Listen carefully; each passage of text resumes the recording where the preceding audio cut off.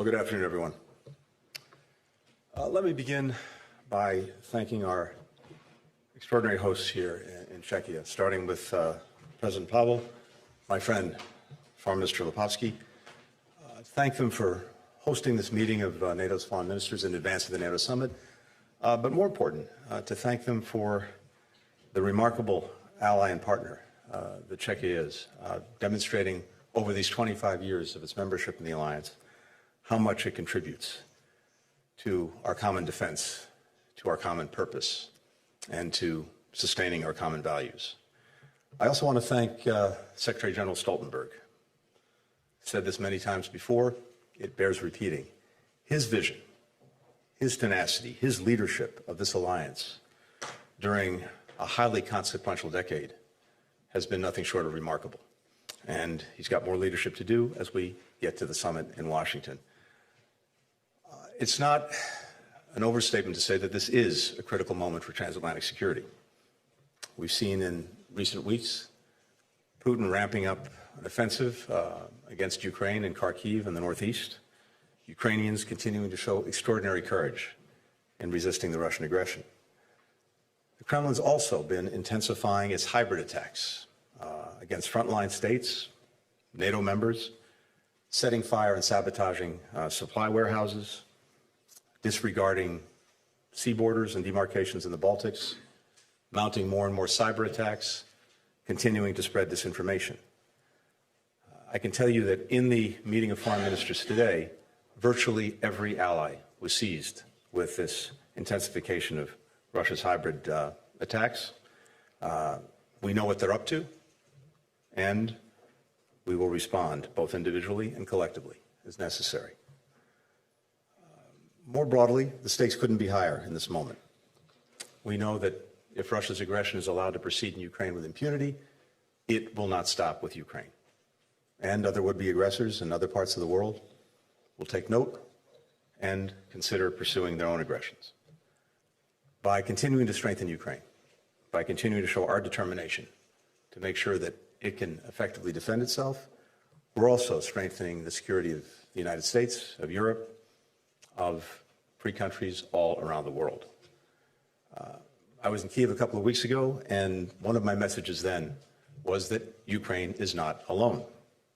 As the Ukrainian people continue to fight for their freedom, for their independence, for their prosperity, for their democratic future, a future where they decide for themselves the trajectory of their country, they're not alone. The United States is with them. Ally after ally in NATO and many countries beyond are with them as well. And I heard that reinforced loudly and clearly today among the NATO allies.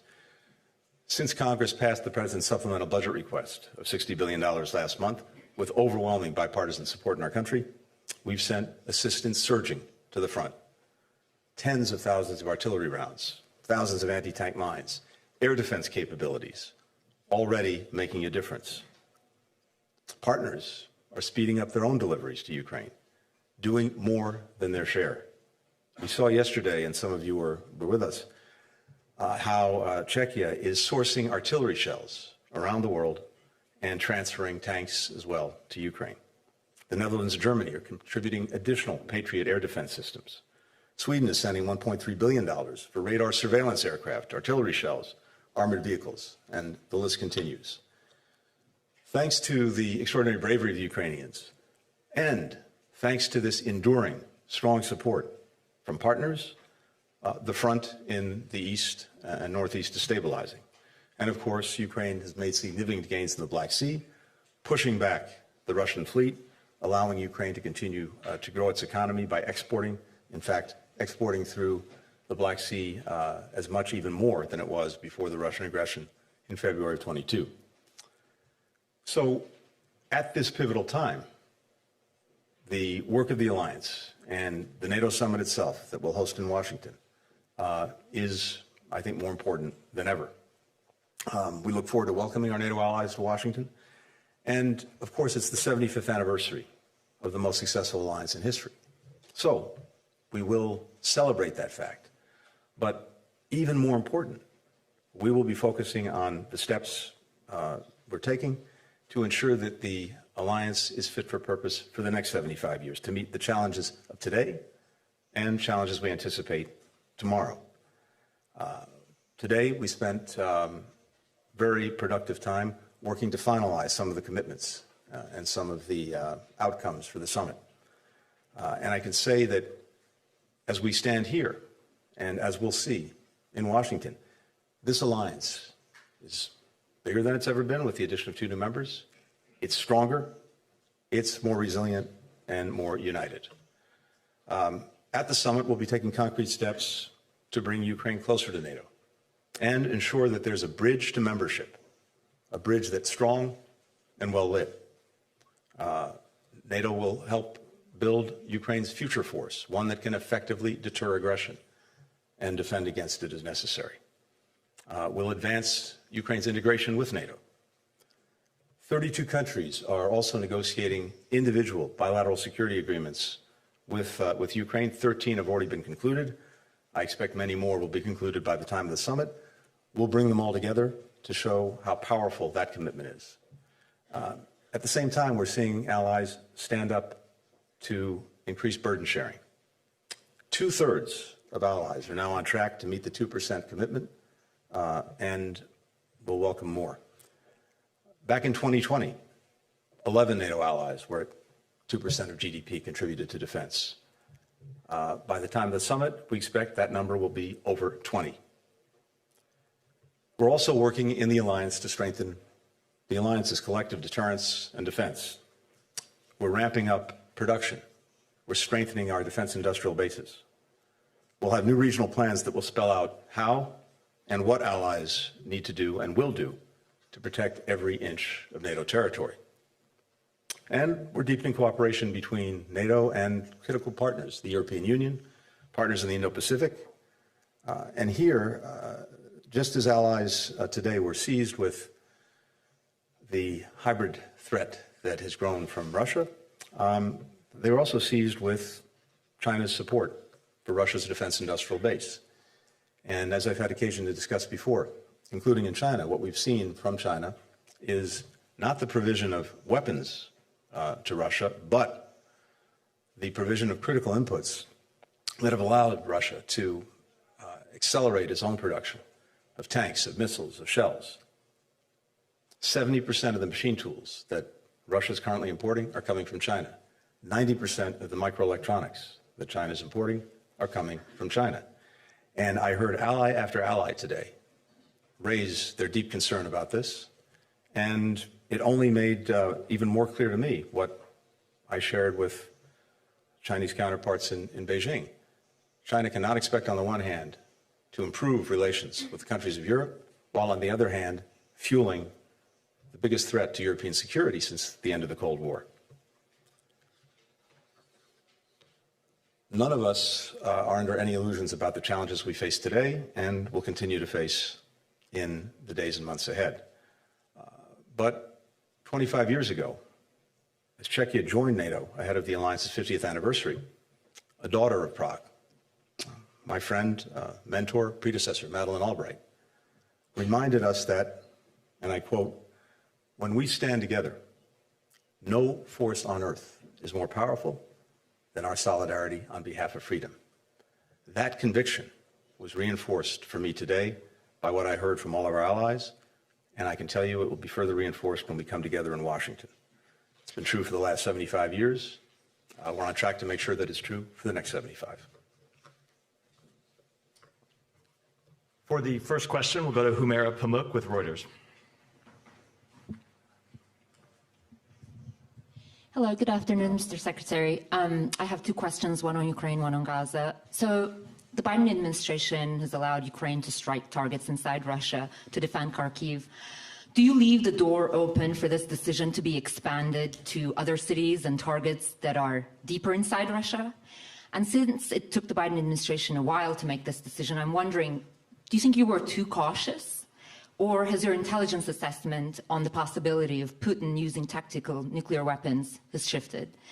And on Gaza, the UN said humanitarian aid going into Gaza has dropped by 2/3 since Israel began its Rafah offensive. Your colleague, USAID Administrator Samantha Power, who's an expert on genocide, yesterday said the humanitarian conditions in Gaza were now worse than ever. On April the 4th, President Biden conditioned U.S. military aid to Israel on improvement of the aid situation, among other things. So I'm wondering, why isn't the current dire picture in Gaza triggering a bigger policy shift? Thank you. Great. Thanks, Amira. So with regard to the use of U.S. arms by Ukraine and Russia, I said this the other day. The hallmark of our engagement, our support for Ukraine over these more than 2 years, has been to adapt and adjust as necessary to meet what's actually going on the battlefield, to make sure that Ukraine has what it needs, when it needs it, to do that deliberately and effectively. And that's exactly what we're doing in response to what we've now seen in and around the Kharkiv region. Over the past few weeks, Ukraine came to us and asked for the authorization to use weapons that we're providing to defend against this aggression, including against Russian forces that are massing on the Russian side of the border and then attacking into Ukraine. That went right to the president, and as you've heard, he's approved the use of our weapons for that purpose. Going forward, we'll continue to do what we've been doing, which is, as necessary, adapt and adjust. And that, as I said, has been a hallmark of our engagement. It will continue to be. As I've also said many, many times, we want to make sure that we're proceeding deliberately as well as effectively. So I think time and again, we've adapted, we've adjusted, we've provided Ukraine with the systems, the weapons that it's needed. But again, as I've shared with you many times before, for example, when it comes to weapon systems, we also want to make sure that they have the necessary training to use the weapons and they have the necessary capacity to maintain them. So you have to look at this in a comprehensive way. And I think if you look back, as well as look at what we're doing now, it reflects a very deliberate determination to make sure that we're getting Ukraine what they need when they need it. With regard to Gaza and the humanitarian situation, the humanitarian situation remains dire for people in Gaza. We've seen changes, some positive changes, but the net effect is not there. The positive changes are that, of course, crossings in the north have been opened in recent weeks, including Zakim. We have a route from Jordan that is getting trucks in.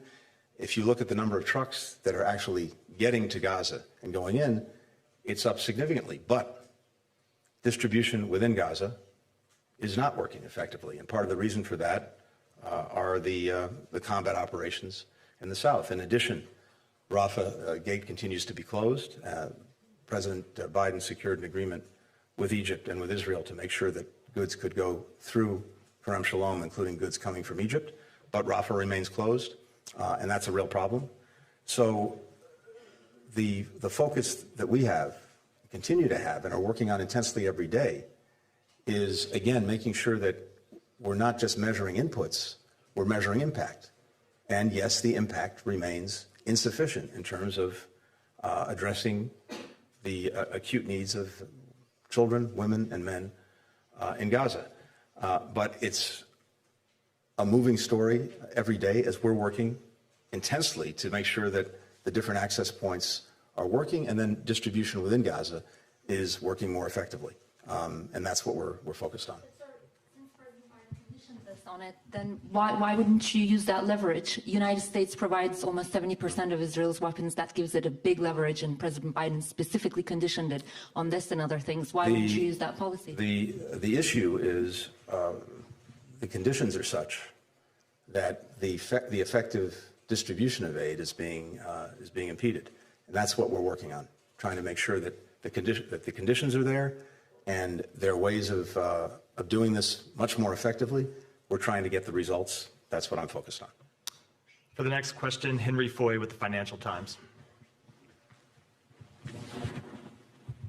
Thank you very much, Mr. Secretary. We know that Ukraine hopes, and in some regards expects, an invitation to join NATO at the summit. We also know that your administration and other countries are opposed to that this summer. As such, what tangible, real things can you offer both you as the US and NATO, Ukraine, to ease that disappointment and avoid the sense of them feeling let down again, and the response that we saw from Kyiv in Vilnius to that? Thank you. Thank you. Well, as the Allies agreed and made clear at Vilnius, the last summit, Ukraine will become a member of NATO. And our purpose now is to put in place the bridge to bring Ukraine closer to and then ultimately into NATO.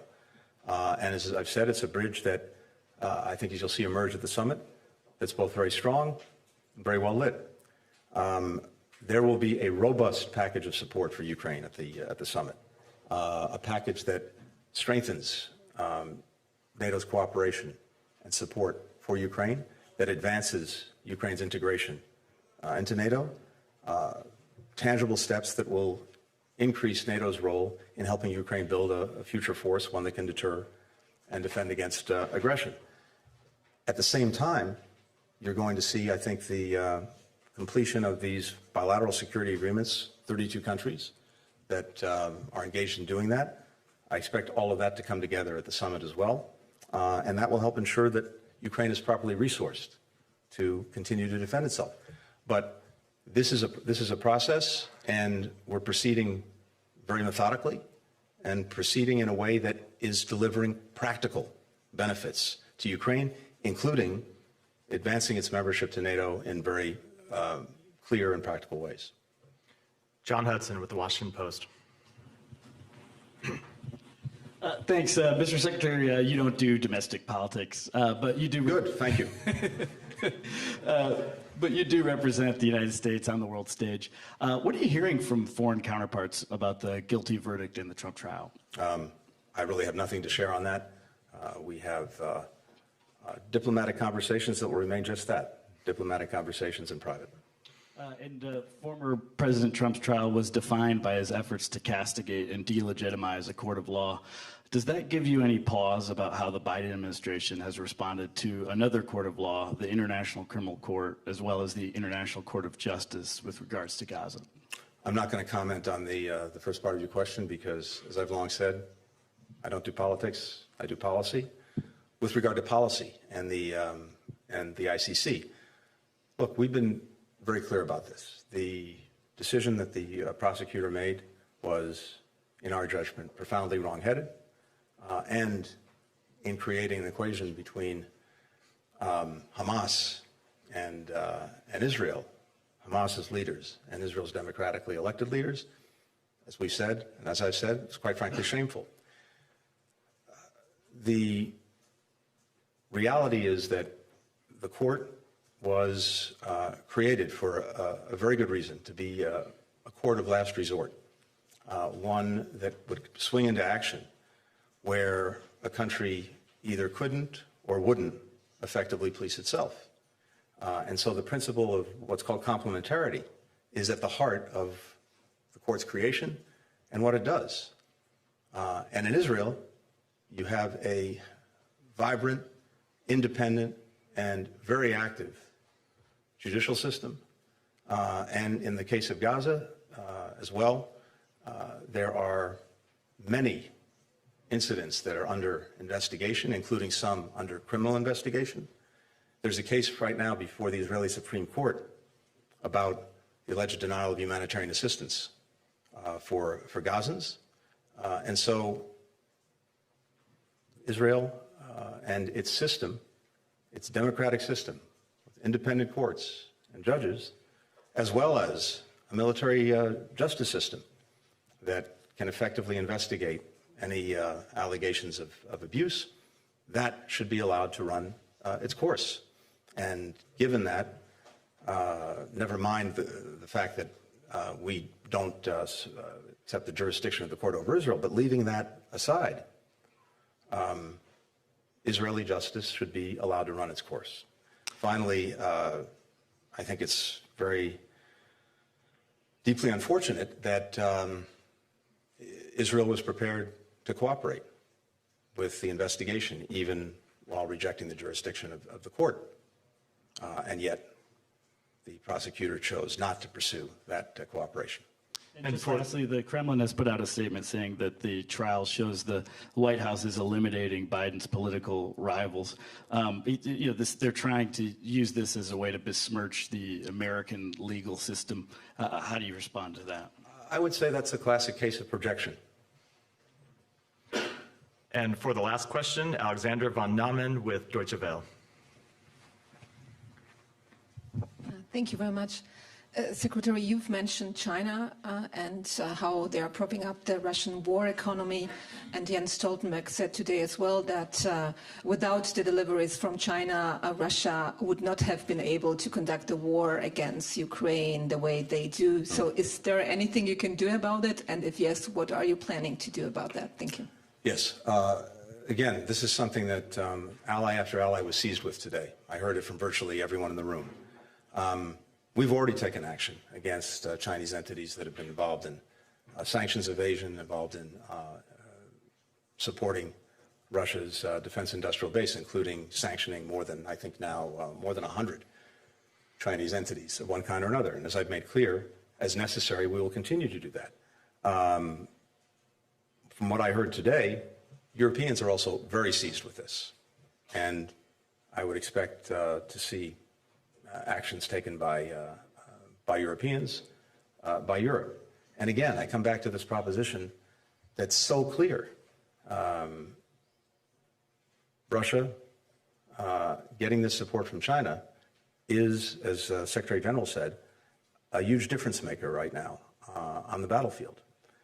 And for China to purport to have better relations with countries in Europe while fueling this, what I believe is the biggest threat, and what Europeans believe is the biggest threat to their security since the end of the Cold War, does not add up. And I think that will continue to have consequences going forward. Thank you. Thank you all.